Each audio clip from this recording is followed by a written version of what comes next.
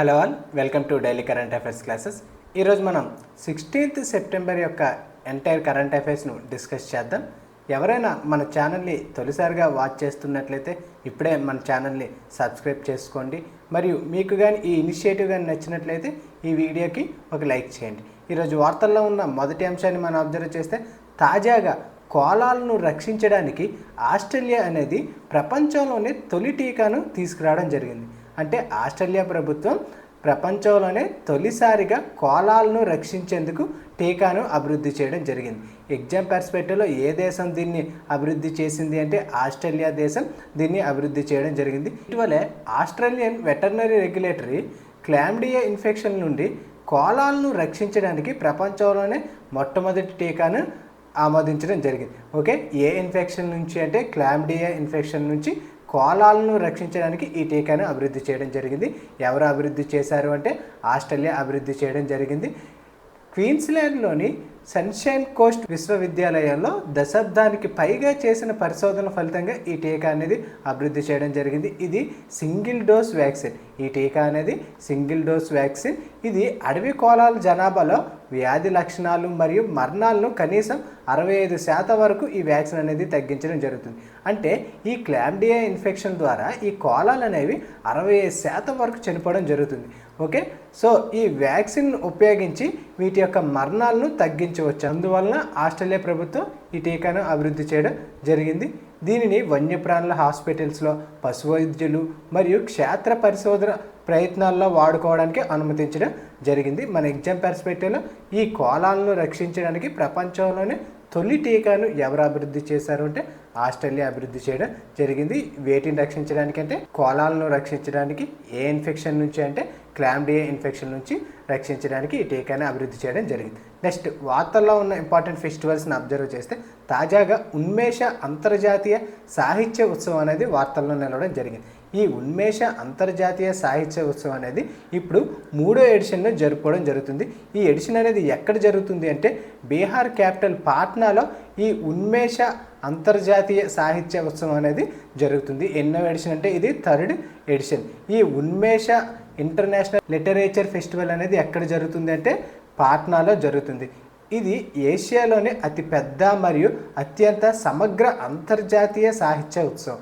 ఇది ఏషియాలోనే అతిపెద్దది మరియు అత్యంత సమగ్ర అంతర్జాతీయ సాహిత్య ఉత్సవం. ఇది ఒక లిటరేచర్ ఫెస్టివల్. ఇది ఎప్పుడు జరుగుతుంది అంటే సెప్టెంబర్ 25 నుంచి 28 మధ్యన ఇది జరగబోతుంది. ఎక్కడ అంటే పాట్నాలో జరగబోతుంది. ఇది ఎన్నో ఎడిషన్ అంటే 3rd ఎడిషన్. దీన్ని ఎవరు నిర్వహిస్తున్నారు అంటే సాహిత్య అకాడమీ, భారత ప్రభుత్వ సాంస్కృతిక మంత్రిత్వ శాఖ మరియు బీహార్ ప్రభుత్వ సహకారంతో ఈ ఫెస్టివల్ అనేది నిర్వహించడం జరుగుతుంది. ఎక్కడంటే పాట్నాలో నిర్వహించడం జరుగుతుంది. దీనిలో 550కి పైగా ప్రముఖ రచయితలు, కవులు, పండితులు, అనువాదకులు, ప్రచురణకర్తలు మరియు ఇతరులు పార్టిసిపేట్ చేయడం జరుగుతుంది.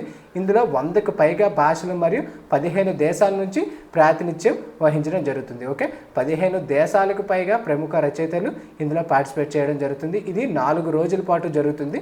ఓకే, ఇది ఎక్కడ జరుగుతుంది అంటే పాట్నాలో జరుగుతుంది. దీనికంటే ముందు ఎడిషన్స్, మొదటి ఎడిషన్ అనేది 2022లో సిమ్లాలో జరిగింది. నెక్స్ట్ 2nd ఎడిషన్ అనేది 2023లో భోపాల్లో జరిగింది. ఓకే, ఈ 3rd ఎడిషన్ 2025లో ఎక్కడ జరగబోతుంది అంటే పాట్నాలో జరగబోతుంది. ఇది అంతర్జాతీయ సాహిత్య ఫెస్టివల్, ఒక లిటరేచర్ ఫెస్టివల్. ఇది ఏషియాలోనే అతిపెద్దది మరియు అత్యంత సమగ్ర అంతర్జాతీయ సాహిత్య ఉత్సవం. ఎన్నో ఎడిషన్ అంటే 3rd ఎడిషన్. ఎక్కడ జరుగుతుంది అంటే పాట్నాలో జరుగుతుంది. ఓకే, నెక్స్ట్ వార్తల్లో ఉన్న స్పోర్ట్స్ రిలేటెడ్ ఈవెంట్స్ మనం అబ్జర్వ్ చేస్తే, తాజాగా ప్రపంచ బాక్సింగ్ ఛాంపియన్షిప్ అనేది కంప్లీట్ అవ్వడం జరిగింది. ఓకే, సెప్టెంబర్ 4 నుంచి 14th వరకు ఈ ప్రపంచ బాక్సింగ్ ఛాంపియన్షిప్ అనేది జరగడం జరిగింది. నిన్నటి కరెంట్ అఫైర్స్లో ఈ ప్రపంచ బాక్సింగ్ ఛాంపియన్షిప్లో గోల్డ్ మెడల్స్ గురించి మనం ఆల్రెడీ డిస్కస్ చేయడం జరిగింది. సో ఈ ఛాంపియన్షిప్ అనేది నిన్నటితో కంప్లీట్ అవ్వడం జరిగింది. దీంతో భారతదేశం అనేది టేబుల్లో ఏ పొజిషన్లో ఉంది, ఇంకా ఎవరు గోల్డ్ మెడల్ గెలుచుకున్నారని ఈ వీడియోలో మనం డిస్కస్ చేద్దాం. ఈవెంట్ నేమ్ ఏమిటి అంటే ప్రపంచ బాక్సింగ్ ఛాంపియన్షిప్. ఓకే, 2025 కానీ ఇది ఎక్కడ జరిగింది అంటే ఇంగ్లాండ్లో లివర్పూల్లో ఈ ప్రపంచ బాక్సింగ్ ఛాంపియన్షిప్ అనేది నిర్వహించడం జరిగింది. ఇందులో 68 దేశాల నుంచి 540కి పైగా బాక్సర్లు ఇందులో పార్టిసిపేట్ చేయడం జరిగింది. ఓకే, ఇందులో 68 దేశాల నుంచి ఈ ఈవెంట్లో పార్టిసిపేట్ చేయడం జరిగింది. ఇందులో భారతదేశం యొక్క ప్రదర్శన మనం అబ్జర్వ్ చేస్తే భారతదేశం నుంచి టోటల్గా 20 మంది సభ్యులు పాల్గొనడం జరిగింది. బోత్ మెన్ అండ్ ఉమెన్, మహిళలు మరియు పురుషుల విభాగంలో కలిపి 20 మంది సభ్యులతో భారతదేశం ఈ ఛాంపియన్షిప్లో పార్టిసిపేట్ చేయడం జరిగింది. టోటల్గా ఇందులో 4 పథకాలు గెలవడం జరిగింది. ఓకే, పురుషులు ఈ ఛాంపియన్షిప్లో ఎటువంటి పతాకాలు కూడా గెలవడం జరగలేదు. కేవలం మహిళలు మాత్రమే 4 పతాకాలను కూడా గెలవడం జరిగింది. ఈ 4 పతాకాలతో భారతదేశం అనేది టేబుల్లో 3rd స్థానంలో ఉండడం జరిగింది. ఓకే, ఈ 4 పతాకాల్లో 2 గోల్డ్, 1 రజితం, 1 కాంస్యం అనేది ఉండడం జరిగింది. స్వర్ణాలు అనేది మీనాక్షి హూడా 48 కేజీల విభాగంలో మీనాక్షి హూడా గెలుచుకోవడం జరిగింది. జైస్మిన్ లంబోరియా 57 కిలోల విభాగంలో గోల్డ్ మెడల్ను సాధించడం జరిగింది. అదే రజిత పథకాన్ని అయితే నూపూర్ షీరాన్ 80 కేజీల విభాగంలో గెలుచుకోవడం జరిగింది. అదే కాంస్య పతాకాన్ని అయితే పూజారాణి 80 కిలోల విభాగంలో గెలుచుకోవడం జరిగింది. ఓకే, టోటల్గా 4 పతాకాలు గెలుచుకోవడం జరిగింది కదా. అందులో 2 బంగారం, 1 రజితం, 1 కాంస్యం అనేది గెలుచుకోవడం జరిగింది. రజితం అయితే ఎవరు గెలుచుకున్నారంటే నూపూర్ షీరానా రజితం గెలుచుకోవడం జరిగింది. కాంస్య పతాకాన్ని పూజా రాణి గెలుచుకోవడం జరిగింది. అదే 2 స్వర్ణ పతాకాలను మీనాక్షి హూడా, జైస్మిన్ లంబోరియా గెలుచుకోవడం జరిగింది. ఈ 4 పతాకాలు కూడా మహిళలు మాత్రమే గెలుచుకోవడం జరిగింది. పురుషులు ఎటువంటి పతాకం కూడా గెలవడం జరగలేదు. పతాకాల పట్టికలో మనము 3rd ప్లేస్లో ఉండడం జరిగింది. ఓకే, 3వ స్థానంలో ఉండడం జరిగింది. అగ్రస్థానంలో ఏ దేశం ఉంది అంటే కజకిస్తాన్. టోటల్గా 10 పతాకాలతో 7 స్వర్ణాలు, 1 రజితం, 2 కాంస్యాలు, 10 పతాకాలతో అగ్రస్థానంలో ఉండడం జరిగింది. భారతదేశం అనేది 4 పతాకాలతో 3వ స్థానంలో నిలవడం జరిగింది. ఈ ఛాంపియన్షిప్ కూడా మన ఎగ్జామ్ పర్స్పెక్టివ్లో చాలా ఇంపార్టెంట్. ఓకే, నెక్స్ట్ వార్తల్లో ఉన్న ఇంపార్టెంట్ బుక్స్ని మనం అబ్జర్వ్ చేస్తే తాజాగా rocket dreams, okay, rocket dreams Musk, Bezos మరియు కొత్త $1 ట్రిలియన్ అంతరిక్ష రేసు యొక్క ఇన్సైడ్ స్టోరీస్ అనే పుస్తకాన్ని క్రిస్టియన్ డావెన్పోర్ట్ రచించడం జరిగింది. ఓకే, ఈ పుస్తకాన్ని ఎవరు రచించారంటే క్రిస్టియన్ డావెన్పోర్ట్, ఒక జర్నలిస్ట్ అయిన ఈ క్రిస్టియన్ డావెన్పోర్ట్ ఈ పుస్తకాన్ని రచించడం జరిగింది. ఈ పుస్తకంలో రాకెట్ డ్రీమ్స్, బిలియనర్స్ అయిన మస్క్ మరియు బెజోస్ యొక్క రాకెట్ ప్రయోగాల గురించి ఈ పుస్తకంలో పొందుపరచడం జరిగింది. ఓకే, ఈ పుస్తకాన్ని ఎవరు రచించారు అంటే క్రిస్టియన్ డావెన్పోర్ట్ రచించడం జరిగింది. ఈ పుస్తకం నేమ్ ఏంటి అంటే రాకెట్ డ్రీమ్స్. ఈ ప్రచురణకర్తగా ఎవరు ఉండడం జరిగింది అంటే క్రౌన్ కరెన్సీ ఈ పుస్తకానికి ప్రచురణకర్తగా ఉండడం జరిగింది.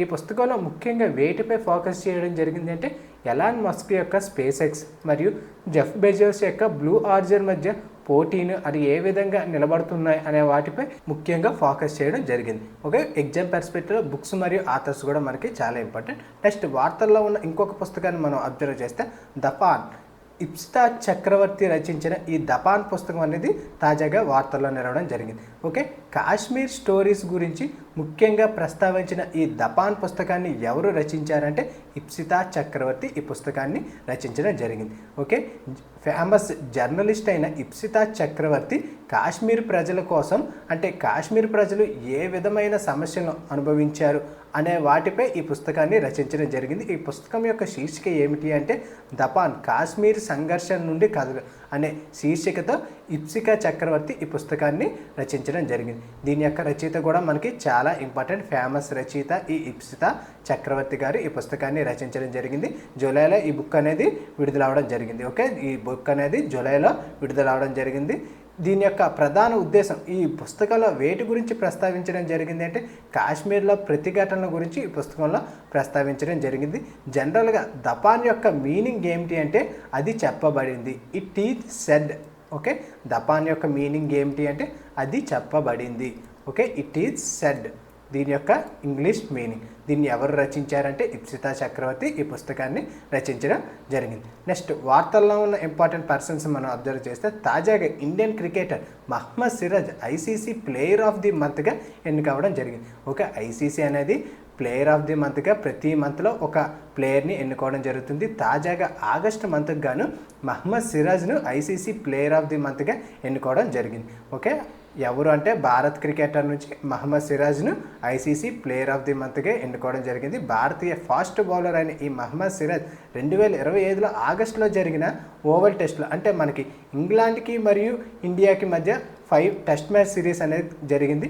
ఆ 5 టెస్ట్ మ్యాచ్ సిరీస్లో మహమ్మద్ సిరాజ్ అత్యంత అద్భుతమైన ప్రదర్శనను కనబరచడం జరిగింది. ఓకే, 5 టెస్టుల్లో కూడా పాల్గొని అతి ఎక్కువగా 23 వికెట్లు తీయడం జరిగింది. దీంతోపాటు భారత్ను ఈ సిరీస్లో 2-2తో సమం చేయడం కూడా జరిగింది. ఓకే, ఇతని యొక్క బౌలింగ్ అనేది కీలకంగా వ్యవహరించడం జరిగింది ఈ సిరీస్లో.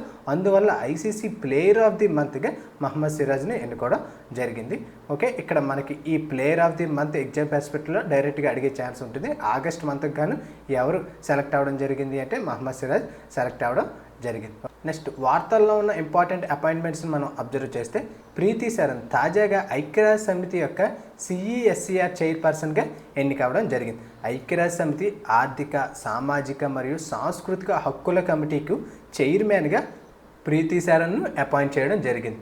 మాజీ దౌత్యవేత్త అయిన ప్రీతి శరణ్ను ఈ ఐక్యరాజ్య సమితి ఆర్థిక, సామాజిక మరియు సాంస్కృతిక హక్కుల కమిటీ చైర్పర్సన్గా నియమించడం జరిగింది. ఓకే, ఇక్కడ మన ఎగ్జామ్ పర్స్పెక్టివ్లో ఈ అపాయింట్మెంట్ కూడా మనకి డైరెక్ట్గా ఇంపార్టెంట్. ఎవరిని అంటే ప్రీతి శరణ్ను అపాయింట్ చేయడం జరిగింది. UN మానవ హక్కుల కమిషన్ పరిధిలో ఈ సంస్థ అనేది పనిచేయడం జరుగుతుంది. ఇది యునైటెడ్ నేషన్ మానవుల హక్కుల కమిషన్ పరిధిలో ఈ సంస్థ పనిచేయడం జరుగుతుంది. దీని యొక్క ఈ అపాయింట్మెంట్ యొక్క భారతదేశం ప్రాముఖ్యతను మనం అబ్జర్వ్ చేస్తే భారతదేశం మానవ హక్కుల ప్రోత్సాహం మరియు ప్రపంచ నాయకత్వంలో గుర్తింపు పొందడం జరుగుతుంది. అంతర్జాతీయ వేదికపై భారత దౌత్యపరమైన ప్రాధాన్యతను బలపరచడం జరుగుతుంది. ఓకే, ప్రాధాన్యతను బలపరచడం జరుగుతుంది. నెక్స్ట్ వార్తల్లో ఉన్న ఇంపార్టెంట్ పర్సన్స్ మనం అబ్జర్వ్ చేస్తే శారదా హాఫ్మ్యాన్ కళాక్షేత్ర భరతనాట్య గురువు అయిన ఈ శారదా హాఫ్మ్యాన్ గారు తాజాగా మరణించడం జరిగింది. ఓకే, సెప్టెంబర్ 14న కాలిఫోర్నియాలో 96 ఏళ్ల వయసులో ఈమె మరణించడం జరిగింది. ఓకే, ఈ శారదా హాఫ్మ్యాన్ గారు భరతనాట్య గురువుగా మరియు భరతనాట్య కళాకారిణిగా కూడా గుర్తింపు పొందడం జరిగింది. ఓకే, ఈ శారదా హాఫ్మ్యాన్ గారు తాజాగా మరణించడం జరిగింది. ఈమె 1929లో జన్మించడం జరిగింది. 1929లో చెన్నైలో ఈమె జన్మించారు. ఈమె కళాక్షేత్ర ఫౌండేషన్లో పునాది స్థాయిలో కీలక పాత్ర పోషించడం జరిగింది. శాస్త్రీయ నృత్య బోధనలో నూతన శిక్షణ విధానాలను రూపొందించారు. దశాబ్దాల పాటు తరతరాల శిష్యులను తీర్చిదిద్దుతూ భరతనాట్య సాంప్రదాయాన్ని బలపరచడం జరిగింది. ఓకే, ఈమె భరతనాట్యంలో కీలకంగా వ్యవహరించడం జరిగింది. ఈమె ప్రముఖ గురువుగా కూడా వ్యవహరించడం జరిగింది. కళాకారిణిగా మాత్రమే కాకుండా గురువుగా కూడా ఈమె ప్రభావం అనేది చూపించడం జరిగింది. ఓకే, తాజాగా ఈ శారదా హాఫ్మ్యాన్ గారు కాలిఫోర్నియాలో 96 ఏళ్ల వయసులో మరణించడం జరిగింది. ఓకే, నెక్స్ట్ వార్తల్లో ఉన్న ఇంపార్టెంట్ దినోత్సవాల గురించి మనం అబ్జర్వ్ చేస్తే తాజాగా సెప్టెంబర్ 16న మనం ప్రపంచ ఓజోన్ దినోత్సవంగా జరుపుకోవడం జరుగుతుంది. ఓకే, ప్రతి ఇయర్ సెప్టెంబర్ 16న మనం ప్రపంచ ఓజోన్ దినోత్సవంగా జరుపుకోవడం జరుగుతుంది. ఈ సంవత్సరం గాని థీమ్ ఏమిటి అంటే from science to global action, science నుండి ప్రపంచ చర్య వరకు. థీమ్ కూడా మన ఎగ్జామ్ పర్స్పెక్టివ్లో చాలా important. From science to global action అనే థీమ్తో ప్రపంచ ఓజోన్ దినోత్సవం అనేది జరుపుకోవడం జరిగింది. మొదటిసారిగా 1913లో చార్లెస్ ఫాబ్రీ మరియు హెన్రీ బూసన్ ఓజోన్ పొరను గుర్తించడం జరిగింది. ఓజోన్ పొరను మొదటిసారిగా ఏ సంవత్సరంలో గుర్తించారంటే 1913లో గుర్తించడం జరిగింది.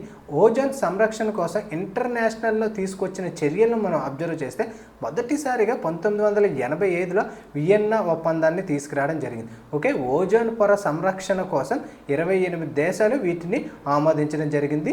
ఓకే, 1985లో వియన్నా కన్వెన్షన్ను తీసుకురావడం జరిగింది. దీని తర్వాత 1987 ఈ సెప్టెంబర్ 16 రోజున మాంట్రియాల్ ప్రోటోకాల్పై సంతకం చేయడం జరిగింది. ఓకే, ఓజోన్ పొరను రక్షించడానికి అంటే క్షీణింపజేసే పదార్థాల ఉత్పత్తిని తగ్గించడానికి ఈ మాంట్రియాల్ ప్రోటోకాల్ అనేది వర్క్ చేయడం జరుగుతుంది. ఈ మాంట్రియాల్ ప్రోటోకాల్ కన్వెన్షన్ ఎప్పుడు తీసుకురావడం జరిగింది అంటే 1987 సెప్టెంబర్ 16న దీన్ని తీసుకురావడం జరిగింది. ఇది ఎప్పటి నుంచి అమల్లోకి రావడం జరిగింది అంటే 1989 నుంచి ఈ మాంట్రియాల్ ప్రోటోకాల్ అనేది అమల్లోకి రావడం జరిగింది. కానీ ఇది ఎప్పుడు తీసుకురావడం జరిగింది అంటే సెప్టెంబర్ 16, 1987లో ఈ మాంట్రియాల్ ప్రోటోకాల్ని తీసుకురావడం జరిగింది. మనం ఇప్పుడు ఈ సెప్టెంబర్ 16 యొక్క విశిష్టను అబ్జర్వ్ చేస్తే 1994లో UN జనరల్ అసెంబ్లీ ఈ సెప్టెంబర్ 16ను ప్రపంచ ఓజోన్ దినోత్సవంగా ప్రకటించడం జరిగింది. ఓకే, UN జనరల్ అసెంబ్లీ 1994లో సెప్టెంబర్ 16 రోజున మనం ప్రపంచ ఓజోన్ దినోత్సవంగా జరుపుకోవాలని ప్రకటించడం జరిగింది. ఈ సంవత్సరం గాను అంటే 2025 గాని దీని యొక్క థీమ్ ఏమిటి అంటే from science to global action అనే థీమ్తో ఈ దినోత్సవాన్ని జరుపుకోవడం జరుగుతుంది. ఓకే, దీని యొక్క లక్ష్యం ఏమిటి అంటే ఓజోన్ పొర క్షీణతకు కారణమయ్యే పదార్థాలు ముఖ్యంగా క్లోరోఫ్లోరోకార్బన్స్, హ్యాలోన్స్ మొదలైన ఉత్పత్తి వినియోగాన్ని తగ్గించడం, ప్రపంచవ్యాప్తంగా పర్యావరణ పరిరక్షణకు సైన్స్ ఆధారిత చర్యలను ప్రోత్సహించడం దీని యొక్క ముఖ్య లక్ష్యం. ఓకే, మన ఎగ్జామ్ పర్స్పెక్టివ్లో ఈ డేట్స్ కూడా మనకి చాలా ఇంపార్టెంట్, దాంతోపాటు ఈ థీమ్ కూడా మనకి చాలా ఇంపార్టెంట్. ఓకే, అది ఫ్రెండ్స్ ఈరోజు వార్తల్లో ఉన్న ఎంటైర్ కరెంట్ అఫైర్స్.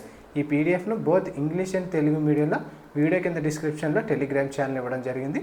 ఈ టెలిగ్రామ్ ఛానల్లో ఈ పీడిఎఫ్ను అప్లోడ్ చేస్తున్నాం. Thank you for watching.